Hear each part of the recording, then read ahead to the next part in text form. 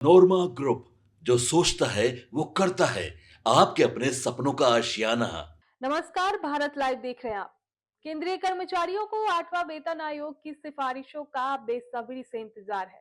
उम्मीद है कि आयोग की सिफारिशें अगले 18 से 20 महीनों में लागू हो सकती है। अब इसके पहले विभिन्न कर्मचारी संगठनों की ओर से आयोग के समक्ष मांग पत्र सौंपने की प्रक्रिया जारी है।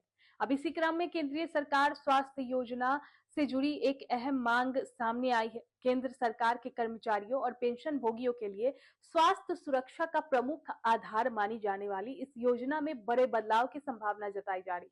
वर्तमान में सीजीएसएस के दायरे से बाहर के शहरों में तैनात कर्मचारियों को स्वास्थ्य सुविधाओं के बदले 1,000 रुपए प्रति माह भत्ता दिया जाता है। हालांकि नेशनल काउंसिलिंग एनसीजेसीएम की 25 फरवरी 2026 को हुई बैठक में इन राशि को बढ़ाने की मांग उठाई गई। कर्मचारी संगठनों ने इसे बढ़ाकर 20,000 रुपए प्रति माह करने का प्रस्ताव रखा है। सीजीएसएस के तहत सरकारी कर्मचारी, पेंशनरों और उनके आश्रितों को पैनल में शामिल अस्पतालों में कैशलेस इलाज, ओपीडी परामर्श, दवाइयां और डायग्नोस्टिक सेवाएं उपलब्ध कराई जाती है। पिछले कुछ वर्षों में निजी अस्पतालों के पैकेज रेट, महंगाई दवाइयों और सुपर स्पेशलिटी उपचार की लागत में तेजी से वृद्धि हुई है। ऐसे में यदि 8वां वेतन आयोग महंगाई और वास्तविक खर्च को ध्यान में रखते हुए नई वेतन संरचना तय करता है, तो स्वास्थ्य कवर की सीमा और कर्मचारियों के अंशदान में बदलाव स्वाभाविक माना जा रहा है। फिलहाल सीजीएचएस में अंशदान वेतन स्तर के अनुसार निर्धारित होता है। कर्मचारी संगठनों की मांग है कि पैनल अस्पतालों की संख्या बढ़ाई जाए और पैकेज दरों की समय समय पर समीक्षा की जाए। साथ ही स्वास्थ्य सुविधाओं के दायरे का विस्तार, सीजीएचएस कार्ड प्रक्रिया को सरल बनाना, ऑनलाइन अपॉइंटमेंट और ई रेफरल सिस्टम को अधिक उपयोगकर्ता अनुकूल बनाना भी जरूरी बताया गया है। संभावना है कि नए वेतन आयोग की सिफारिशों में प्रशासनिक सुधार और तकनीकी उन्नयन का रोड मैप भी शामिल किया जाए। इसके अलावा बुजुर्ग पेंशनरों के लिए क्रॉनिक बीमारियों के उपचार, होम केयर और टेलीमेडिसिन सेवाओं के विस्तार पर भी विशेष मॉडल तैयार किया जा सकता है। बता दें कि सरकार ने पिछले 8 वेतन आयोग के गठन की घोषणा की थी और नवंबर में इसकी समिति गठित की गई। फरवरी 2026 में आयोग ने अपनी आधिकारिक वेबसाइट भी लॉन्च की है। आयोग ने हितधारकों से वेबसाइट पर प्रकाशित 18 सवालों पर अपनी प्रतिक्रिया देने का अनुरोध भी किया है।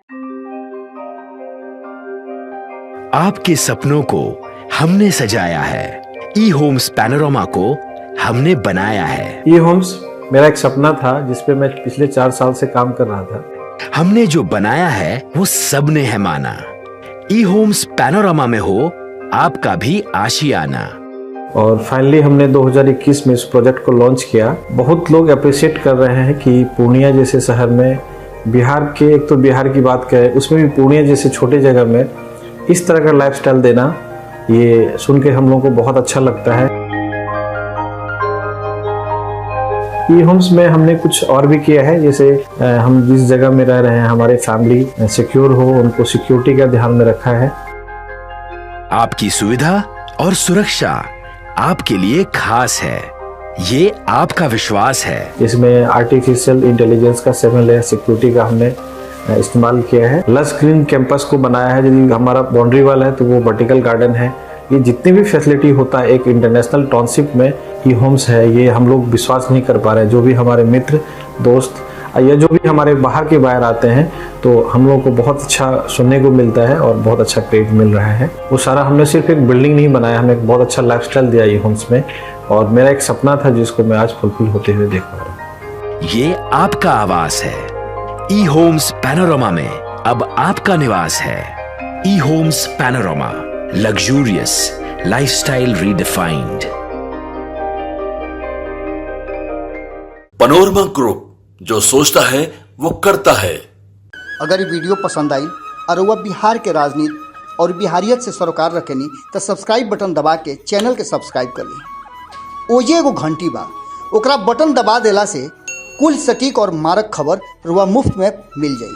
अगर रुआ पत्रकारिता के हमनी के नया प्रयोग में सहयोग कर चाहतानी तो ज्वाइन बटन दबा दी। पेटीएम नंबर नोट कर ली 938681